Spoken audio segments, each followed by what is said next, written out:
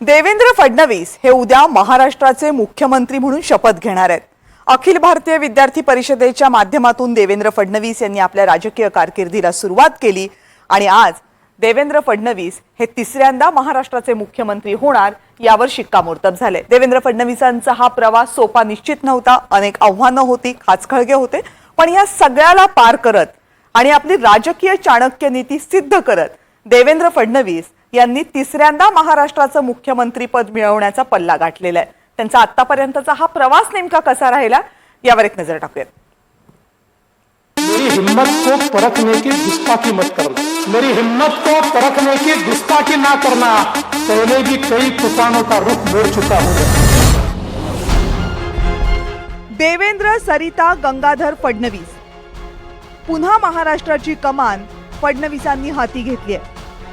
गेल्या 10 ते 15 वर्षात जे राजकारण महाराष्ट्रानं पाहिलंय त्या राजकारणात देवेंद्र फडणवीस हे नाव अग्रस्थानी राहिले।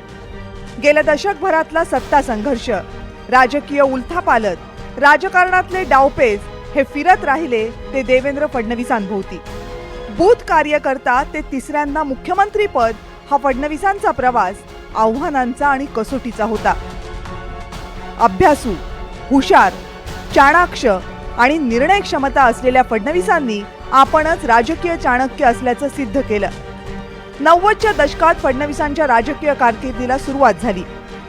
देवेंद्र फडणवीस यांचा राजकीय प्रवास कसा सुरू झाला याचा एक इंटरेस्टिंग किस्सा आहे। 1989 साली नागपूर महानगरपालिकेची निवडणूक होणार होती, मात्र त्यावेळी देवेंद्र फडणवीस यांचं वय होतं 19 वर्ष।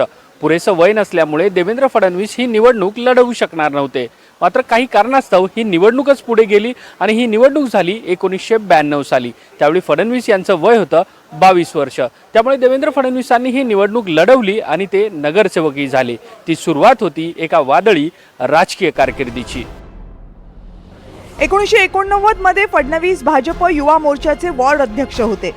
1992 साली म्हणजे वयाच्या 22व्या वर्षी फडणवीस नगरसेवक झाले, तर 27व्या वर्षी सर्वात कमी वयात नगरसेवक होण्याचा मान फडणवीसांना मिळाला। 1999 मध्ये ज्यावेळेस पहिलं युतीचं सरकार पायउतार झालं त्याच वेळी देवेंद्र फडणवीस पहिल्यांदा आमदार झाले। 2013 मध्ये देवेंद्र फडणवीस भाजपचे प्रदेशाध्यक्ष झाले आणि त्यांच्याच नेतृत्वात पुढच्याच वर्षी झालेल्या विधानसभा निवडणुकांमध्ये पक्षाला चांगलं यश मिळालं।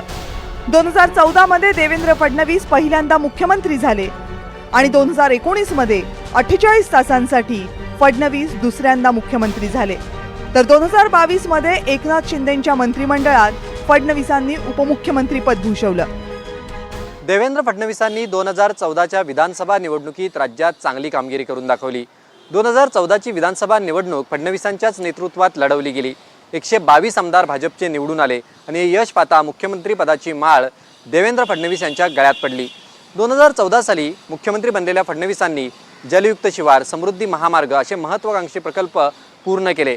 त्यामुळे विकासाचा चेहरा म्हणून फडणवीसांची ओळख बनली।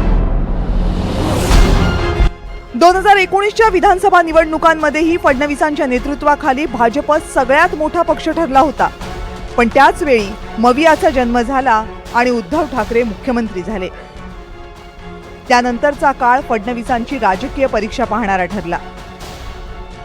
2014 ते 2022 या काळात फडणवीसांनी विरोधी पक्षनेता म्हणून सरकारला अक्षरशः जेरीस आणलं। कोविड घोटाळा, अँटिलिया प्रकरणात फडणवीसांनी सरकारला सभागृहात उघडं पाडलं। 2022 मध्ये शिंदेंनी बंड केलं आणि शिंदेंच्या मुख्यमंत्रीपदाची घोषणा स्वतः फडणवीसांनी केली। पक्षादेश मान्य करत शिंदेंच्या नेतृत्वात फडणवीस उपमुख्यमंत्री झाले।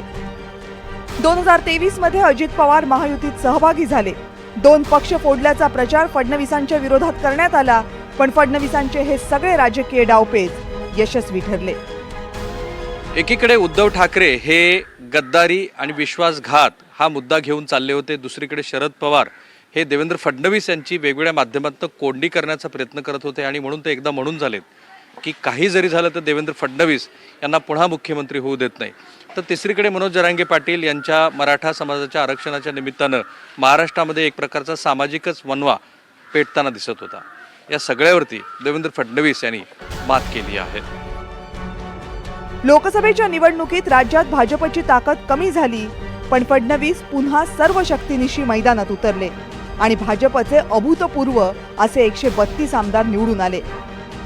त्यामुळं महाराष्ट्राचा मुख्यमंत्री कोण या प्रश्नाला फडणवीसांशिवाय उत्तरच उरलं नाही. महाराष्ट्राच्या मुख्यमंत्री पदासाठी माननीय देवेंद्र फडणवीस यांची निवड झाली. अतिशय आनंदाची गोष्ट आहे.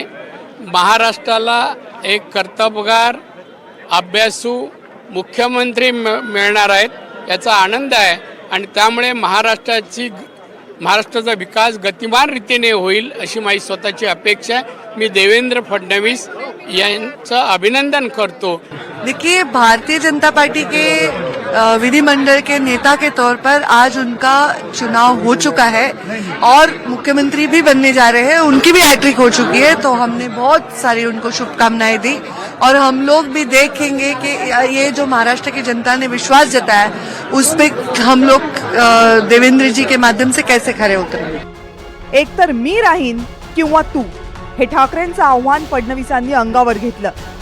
पक्ष उभा करायला अक्कल लागते, पक्ष फोडायला अक्कल लागत नाही असे टोले लगावणाऱ्या पवारांचाही फडणवीसांनी सामना केला. पक्षातील आणि पक्षाच्या बाहेरीलही आव्हानांशी फडणवीसांनी 2 हात केले. म्हणूनच महाराष्ट्राचा राजकीय चाणक्य कोण या प्रश्नाचं उत्तर मिळालं Devendra Fadnavis. Bureau report, NDTV Marathi, Mumbai.